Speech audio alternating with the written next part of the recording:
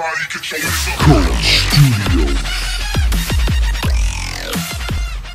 Welcome to this week's episode of Scooba Steve Truth. I'm Scooba Steve. Once again, thank you for tuning in. If you haven't already, please subscribe, share it with your friends, click the little bell so you get notifications every time a video gets uploaded. And we're going to dive right in this week with the first song straight after the intro. He's just a guy with a ginger beard. He's doing things that are weird. That's Scooba Steve.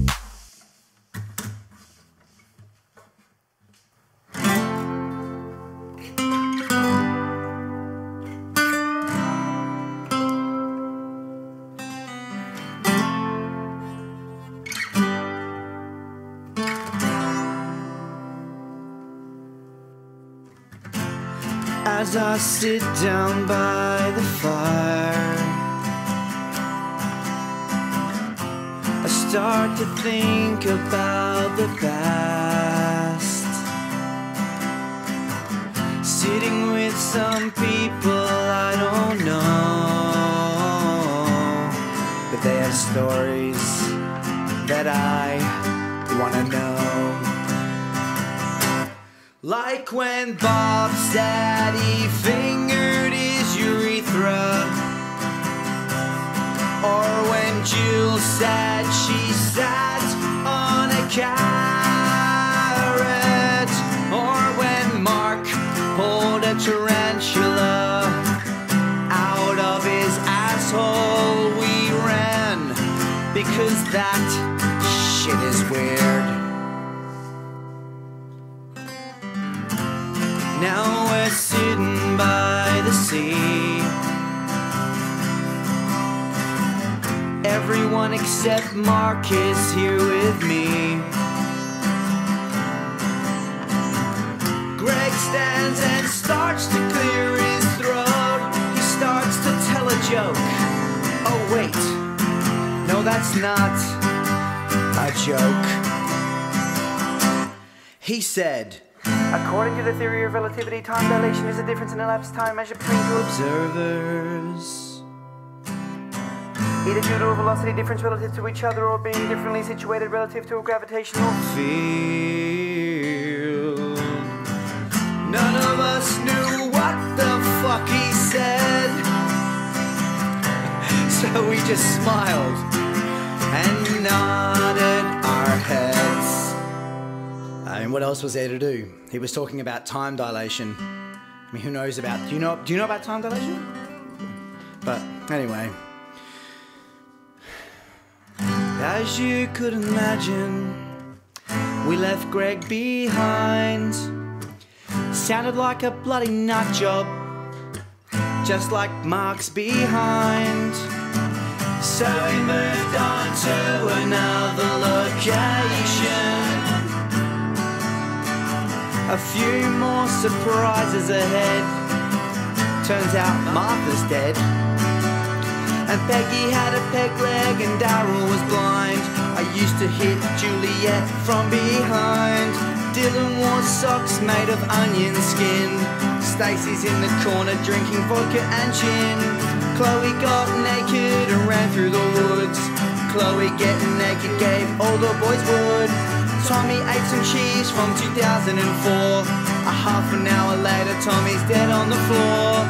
Mark and Greg managed to find love, surprisingly enough, with the story above. How many strangers, you may ask, am I sitting here with? Well, I'm glad you asked. Tiffany has AIDS and Jacob as well. Johnny's in the watermill, looks like hell. Ali, Steph and Kay were all high as fuck. Debbie, Dave and John disappeared to fuck. Carly's in the water reenacting Castaway. The one with Tom Hanks I could watch all day. The person I came to see is finally here. Spread some love and joy and destroy your fear. And that, ladies and gentlemen, is no other than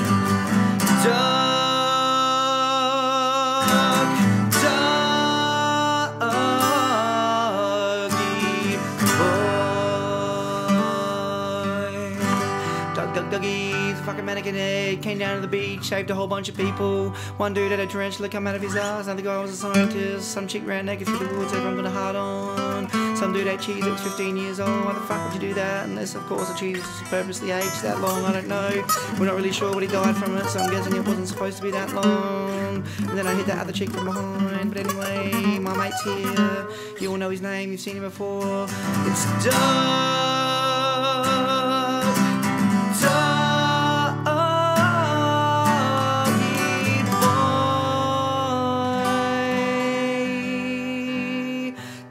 Dougie. Used to have no body, a beach full of them, except one's dead. Two dead. Martha died, forgot, sorry. Two dead bodies. Sorry about that, guys. Welcome back. I hope you enjoyed that acoustic original Scooba Steve song.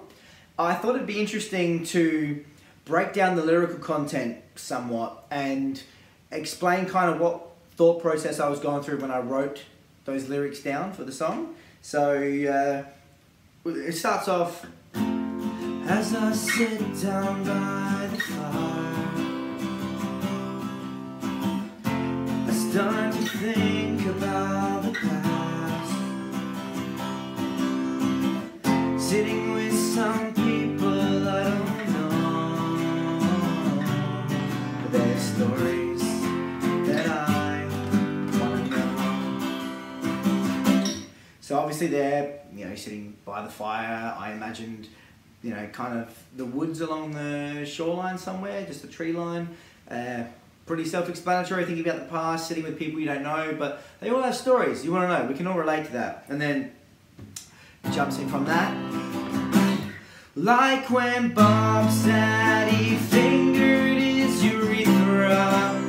Alright, let's stop there. That would absolutely hurt. I don't know why Bob felt the need to finger his urethra. For those of you who don't know what the urethra is, I suggest you Google search it now and say ouch.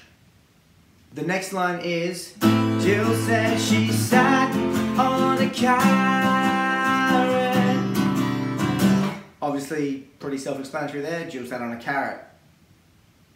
We're not sure which part of her sat on the carrot. And so then it goes into the whole Mark debacle. So Mark pulled a tarantula out of his arsehole and we ran because that shit is scary. I mean, most people have some kind of fear of spiders and arachnophobia. However, if a tarantula comes out of your ass, I am gone. That's it, I'm done.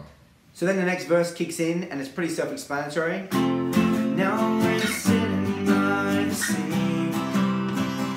Sitting by the sea. Everyone except Mark is here with me. For obvious reasons. Greg stands and starts to clear his throat. He starts to tell a joke. No, wait. That's not a joke. So, for obvious reasons, Mark's not with us anymore. And then Greg stood up and cleared his throat. He was about to tell us something. We thought it was just going to be a joke. We were wrong. So for those of you out there who don't know what time dilation is, let me read the official lyrical content that I borrowed from the World Wide Web. According to the theory of relativity, time dilation is a difference in the elapsed time measured by two observers, either due to a velocity difference relative to each other, or by being differently situated relative to a gravitational field. If you want a more detailed description of what time dilation is, Google it. The next part of the song, for obvious reasons, involves Greg's outburst. So, none of us knew what the fuck he said, so we just smiled and nodded our heads. So the next part of the song takes on a variation from the original, and we start diving into more in-depth characters. Okay, so bear with me. Lies you could imagine, we left Greg behind, probably because no one knew what the fuck he was talking about. He sounded like a nutcase, just like Mark's behind. Remember the tarantula? So we moved on to another location to get away from Greg. A few more surprises ahead, to say the least. Turns out Martha's dead, but we could have guessed that, she was pretty old. And Peggy had a peg leg and Daryl was blind. I used to hit Juliet from behind. Now, I didn't really hit Juliet from behind, but the character did, just in case my wife is watching this. Johnny wore socks made of onion skin. Stacey's in the corner drinking vodka and gin. So, I don't know why you would wear onion skin for socks. And, I mean, Stacey's in the corner getting fairly drunk by the sounds of it. Fucking Stacey! Let's dive back into it, shall we? Chloe got naked and ran through the woods. Chloe getting naked gave all the boys wood. Now, she'd have to be pretty hot for all the boys to just get wood. Tommy ate cheese from 2004. A half an hour later, Tommy's dead on the floor. Now, I'm well aware that cheese is made to age, okay? But this cheese was 15 years old. Now, I'm not saying it was some generic home brand cheese that he was eating, but whatever he ate, it led him to die. Or it could have been natural causes. We don't know. It's not in the song. Okay, so you let your imagination run wild. Mark and Greg happen to find love, surprisingly enough, with the story above. Now, I'm not saying that they fell in love together, but it's 2019, people. If they did, get over it. How many strangers, you may ask, am I sitting here with? Well, I'm glad you asked. Well, I am glad you asked. And then the song, the tempo jumps dramatically, so bear with me here, okay? Timmy has A's and Jacob as well. Johnny's in the woods and Mel looks like hell. Alex, Steph and Kate were all high as fuck. Debbie, Dave and John disappear to fuck. Carly's in the water reenacting Castaway, the one with Tom Hanks I could watch all day. The person I came to see is finally here. This person love and joy and destroy your fear. Let's break that down, okay? Tiffany had AIDS and Jacob as well. Johnny's in the war zone now, looks like hell. Ali, Steph and Kate were all high as fuck. Debbie, Dave and John disappear to fuck. Carly's in the water reenacting Castaway, the one with Tom Hanks I could watch all day. The person I came to see is finally here to spread some love and joy and destroy your fear. But then the person I originally went to see, because I didn't know any of these people, they're all strangers. So the person I went to see had finally showed up. And that person was no other than Doug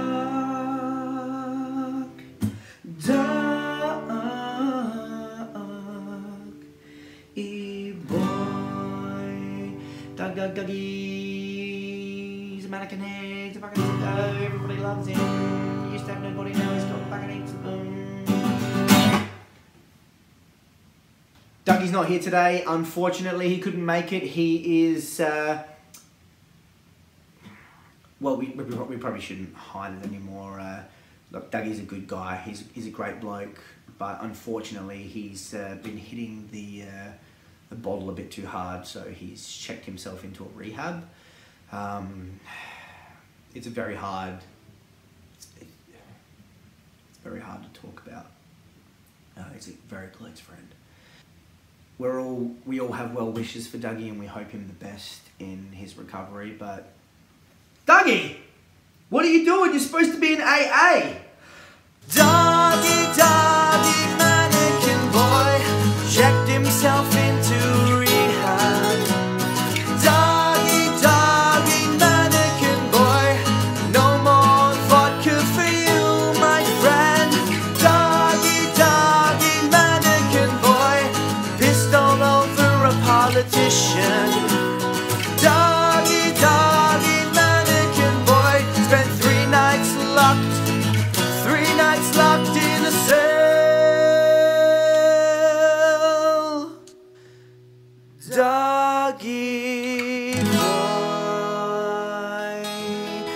Dougie's a fucking mannequin head. He had no body, now he's got a few bodies that are hanging around him. And he pissed all over a politician because the politician was a greedy arsehole. Didn't care about anyone but lining his own pockets.